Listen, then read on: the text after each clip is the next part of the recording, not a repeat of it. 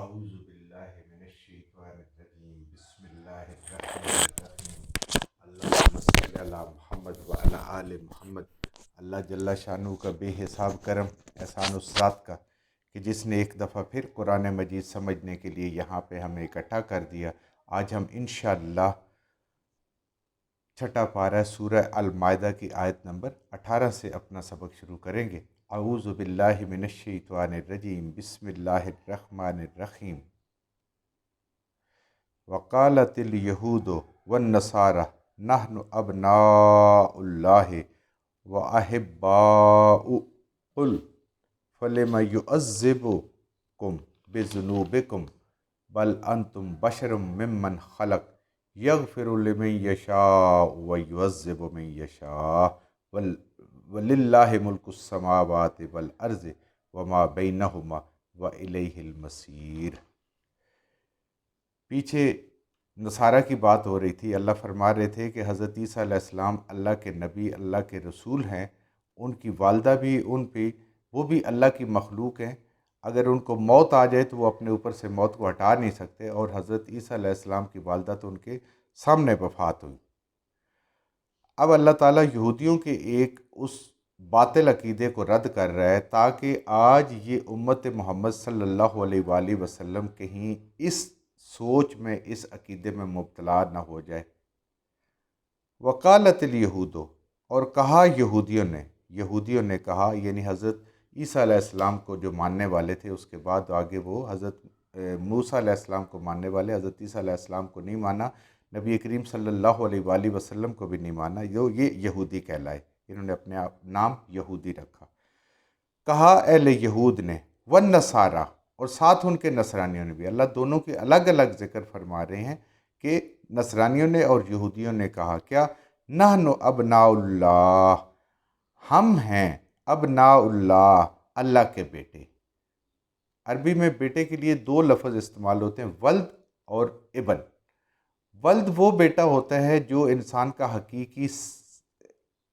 حقیقی بیٹا ہوتا ہے، یعنی جس کو ہم کہتے ہیں صلبی بیٹا، اور ابن وہ ہوتا ہے جو انسان تشبیہ اور استعارے کے لیے بھی استعمال ہوتا ہے، اور اصلی بیٹے کے لیے بھی، حقیقی بیٹے کے لیے بھی استعمال ہوتا ہے، لیکن زیادہ تر تشبیہ اور استعارے کے لیے استعمال ہوتا ہے۔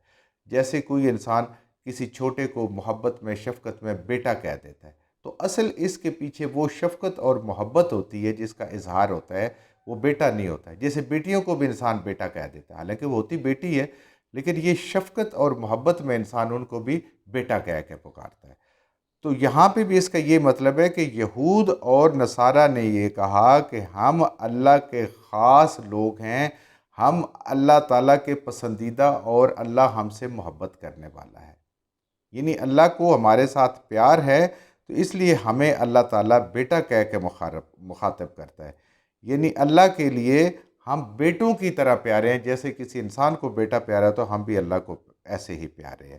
تو اسی محبت میں آ کے انہوں نے محمد رسول اللہ صلی اللہ علیہ وآلہ وسلم پہ ایمان نہیں لے آئے، اور اسی نسبت سے اپنے آپ کو وہ دین سے بھی دور لے گئے، اور انہوں نے اعمال سے ہٹ گئے، اسی میں کہ ہم اللہ کے پیارے ہیں، اللہ ہمارے سے محبت کرتا ہے، وَأَحِبَّاؤُهُ، اور اللہ کے ہم پیارے ہیں، اللہ ہمارے ساتھ محبت کرتا ہے۔ ہم اللہ کے لیے بیٹوں کی طرح ہیں، یعنی بہت قریب ہیں اللہ کے، اور اللہ تعالیٰ ہمارے ساتھ بہت محبت کرتے ہیں، ہم اللہ کو بہت پیارے ہیں۔ اب یہ ایک من گھڑت عقیدہ جو شیطان نے ان کے ذہنوں میں ڈال دیے، اس کی وجہ سے وہ ایمان نہیں لائے نبی کریم صلی اللہ علیہ وسلم پہ، قرآن پہ، اور اپنے دین سے بھی دور ہو گئے کہ ہم تو بخشے بخشائے ہیں۔ تو آج کیا ہم اپنے اوپر غور کریں تو بہت ساری چیزیں ہم بھی اپنے آپ کو کہہ کے، کبھی اللہ کی محبت کا، کبھی نبی کریم صلی اللہ علیہ وسلم کی امت میں سے ہونے کا، اور اس طرح کی باتیں سوچ کے کبھی اپنے قبیلے پہ فخر ہونے کا، کبھی اپنی نیکیوں پہ فخر ہونے کا، تو ہم کہتے ہیں ہم بھی اللہ کو بڑے پیارے ہیں۔ اگر پیارے نہ ہوتے تو ہمارے ساتھ یہ نہ ہوتا، ہمارے ساتھ وہ فلاں نعمت نہ ملتی۔ دنیا کی نعمتیں کوئی حیثیت نہیں رکھتی۔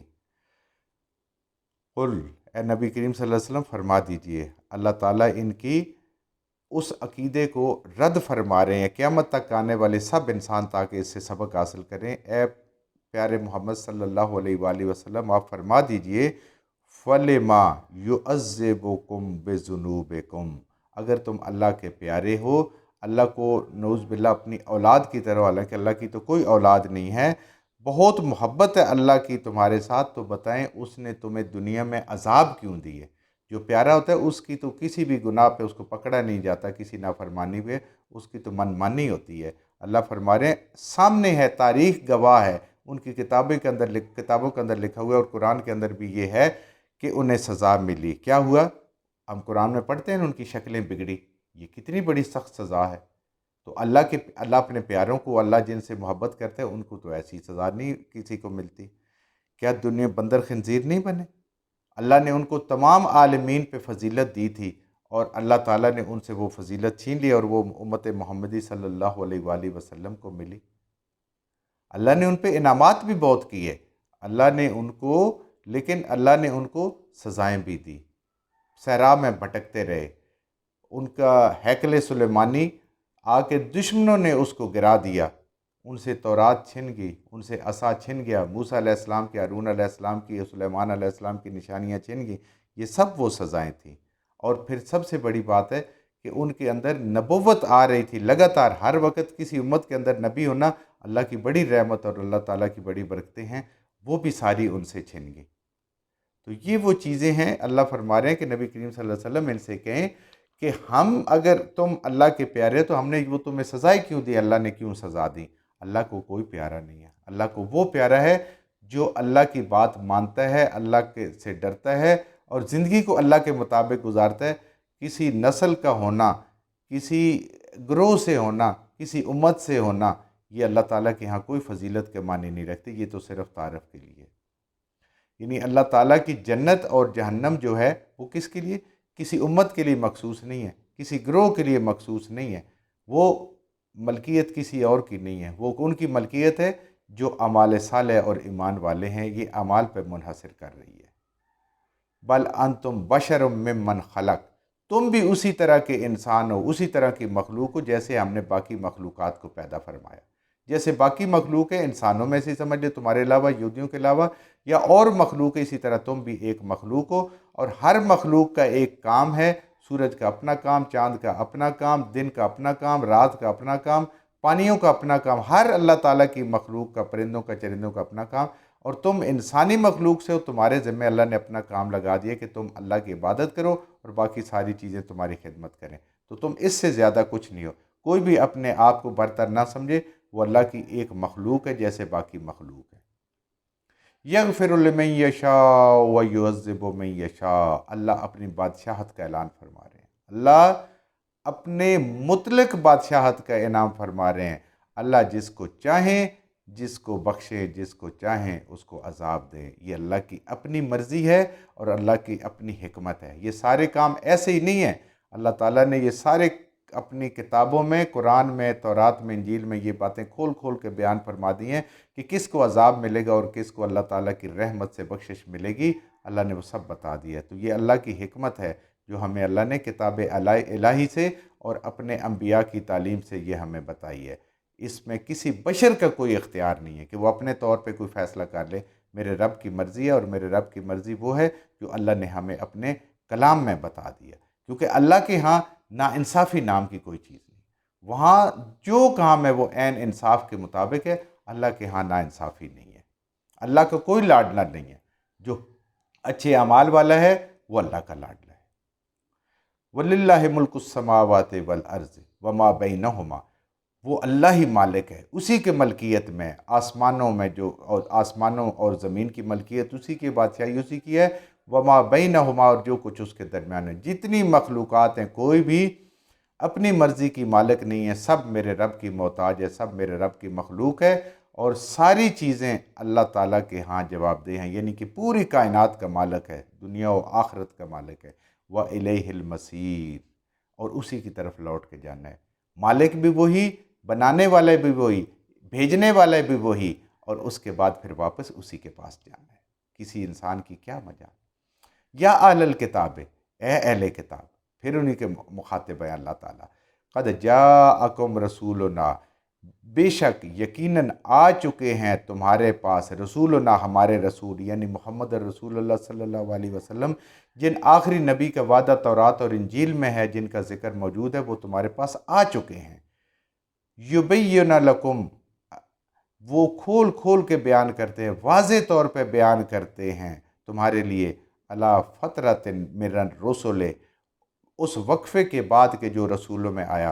فترہ کہتے ہیں وقفہ، یعنی حضرت عیسیٰ علیہ السلام کے بعد محمد الرسول اللہ صلی اللہ علیہ وآلہ وسلم آپ تقریباً 575 574 برس بعد آئے۔ تو یہ جو درمیان کا وقفہ ہے اس کو کہتے ہیں فترہ، کہ ایک سلسلہ چل رہا ہوتا ہے اور اس کو اللہ تعالیٰ کسی وجہ سے بیچ میں وقفہ دیتے ہیں، اس کو موقوف کرتے ہیں وقتی طور، اور پھر اس کے بعد چلتا ہے۔ تو اب تو نبوت بالکل ختم ہو گئی نا، آپ اللہ کے آخری نبی، آخری رسول، آخری پیغمبر ہے، خاتم النبیین۔ تو اللہ فرما رہے ہیں کہ اس فترت کے بعد، اس وقفے کے بعد، حضرت عیسیٰ علیہ السلام سے لے کر اب تک جو درمیان میں تھا، ہم نے اپنے رسول کو بھیج چکے ہیں جو تمہیں واضح طور پہ بیان کرتا ہے۔ اب یہاں پہ ایک بات آتی کہ قرآن عربی میں، محمد رسول اللہ صلی اللہ علیہ وآلہ وسلم کی زبان عربی، اور یہ یہودیوں کو، اہل کتاب کو مخاطب ہیں، ان کی زبان تھی عبرانی اور سرانی۔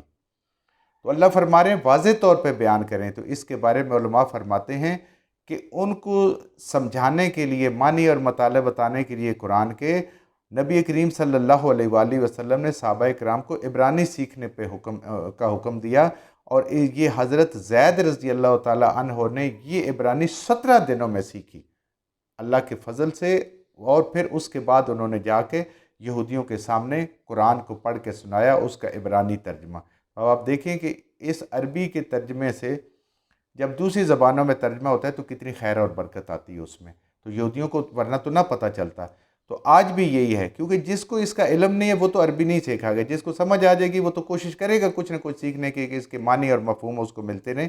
تو اللہ تعالیٰ نے اس طریقے سے ان تک یہ بات پہنچا دی، ان تقولوا ما جاءنا من بشیر ولا نذیر، ایسا نہ ہو کہ تم کہو کہ ہمیں تو کوئی ڈر سنانے والا نہیں ہے، ہمیں تو کچھ خوشخبری سنانے والا نہیں ہے، ہمارے پاس کوئی نبی، کوئی پیغمبر نہیں آیا، تو وہ پیغمبر آ چکے ہیں اور تمہیں وہ قرآن کے احکامات کو تمہاری اپنی زبان میں، عبرانی زبان میں وہ سنا رہے ہیں اور سمجھا رہے ہیں۔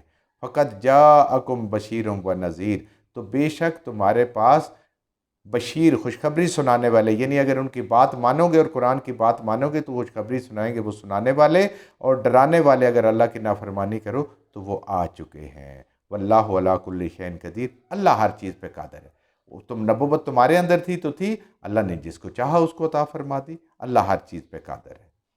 وَإِذْ قَالَ مُوسیٰ، اور جب کہا موسیٰ علیہ السلام نے، لِقَوْمِهِ، اپنی قوم سے، یا قومی، اے میری قوم، کتنے پیار سے موسیٰ علیہ السلام نے اپنی قوم کو کہا، یا قومی، اے میری قوم، اذکروا نعمت اللہ علیکم، یاد کرو، شکر کرو ان نعمتوں کا جو اللہ نے تمہیں کی ہیں۔ نعمتیں ساری ہر انسان کو آج بھی اور اس وقت بھی اور قیامت تک دینے والا میرا ایک اللہ ہے۔ انسان جب ان کو اپنی طرف منسوب کر لیتے ہیں تو پھر شرک میں مبتلا ہو جاتا ہے، اور پھر اس کا وہ شکر سے بھی دل خالی ہو جاتا ہے۔ لیکن جب ہر نعمت کو، ہر سہولت کو، ہر آسانی کو اللہ تعالیٰ کی طرف منسوب کریں تو پھر انسان کی زبان اور دل شکر کی طرف جاتا ہے۔ تو تم یاد کرو، شکر کرو وہ ان نعمتوں کو جو اللہ نے تمہارے اوپر کیں۔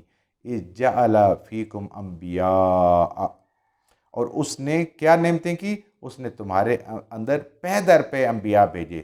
موسیٰ علیہ السلام کے بعد لگاتار ان کے اندر انبیاء رہے، یہ اللہ تعالیٰ کا بہت بڑا کرم تھا۔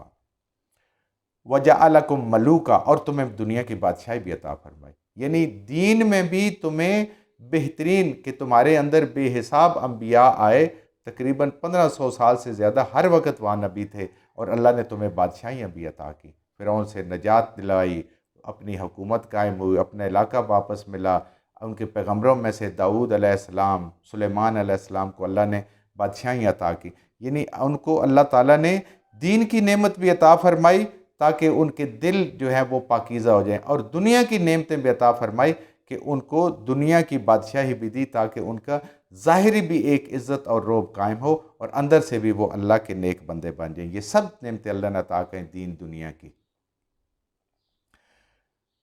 وَجَعَلَكُمْ مَلُوكًا، اور وہ بادشاہ بنایا۔ نبی کریم صلی اللہ علیہ وسلم کی ایک حدیث مبارک کا مفہوم ہے کہ آپ صلی اللہ علیہ وآلہ وسلم نے زید بن اسلم رضی اللہ تعالی عنہ سے فرمایا کہ اس دنیا میں جس کے پاس رہنے کے لیے گھر ہے اور خدمت کے لیے خادم ہے اور سواری کے لیے اس کے پاس کوئی سواری موجود ہے، یعنی کہیں آگے پیچھے جانے کے لیے، تو وہ بادشاہ ہے۔